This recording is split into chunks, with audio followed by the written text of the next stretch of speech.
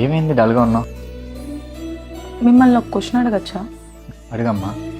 పెళ్ళయ్యాక నా లైఫ్ అంతా చేంజ్ అయినట్టు అనిపిస్తుంది. ఏమైంది? హ్యాపీగా లేవా? హ్యాపీని, కానీ కొంచెం భయం కూడా. భయమా? నేను ఇంట్లో భయం ఎందుకమ్మా? ఏమో తెలియట్లేదు. కొత్త ఇల్లు, కొత్త ప్లేస్, కొత్త లైఫ్. ఏ చిన్న మిస్టేక్ చేసినా అందరూ నన్నే అబ్జర్వ్ చేస్తున్నారేమో అని ఒక టెన్షన్గా అనిపిస్తుంది. ఈ ఇంట్లో నువ్వు గెస్ట్ కాదు, ఈ ఇంటి ఆడపిల్లవి. అయినా అన్ని పనులు అందరూ కరెక్ట్గా చేయరు. నువ్వు అన్నీ కరెక్ట్ చేస్తానని చెప్పి ఎవరు ఎక్స్పెక్ట్ చేయరు. కానీ మీరు నిజంగా నా సైడ్ ఉంటారా? ఇచ్చిదానా, ఇదొక క్వశ్చనా? నువ్వేం చేసినా నేను నీ సైడే ఉంటాను. నిజంగా నేను చాలా లక్కీ అండి. నువ్వు కాదు, నేను చాలా లక్కీ. నీలాంటి అమ్మాయి నాకు లైఫ్ పార్ట్నర్గా దొరకడం వల్ల. లైఫ్లో ఒకటి ప్రామిస్ చేస్తారా?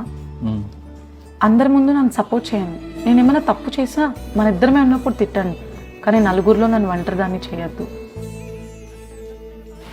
ఇది ప్రామిస్ కాదు, రెస్పాన్సిబిలిటీ. మీ ఇంటి దాటి వచ్చిన తర్వాత నీ హ్యాపీనెస్ అయినా, రెస్పెక్ట్ అయినా, నీకు సంబంధించింది ఏదైనా అది నా రెస్పాన్సిబిలిటీ. ఇప్పుడు నాకు ఇది కొత్త ఇల్లు అనిపించట్లేదు, మా ఇల్లాగే అనిపిస్తుంది.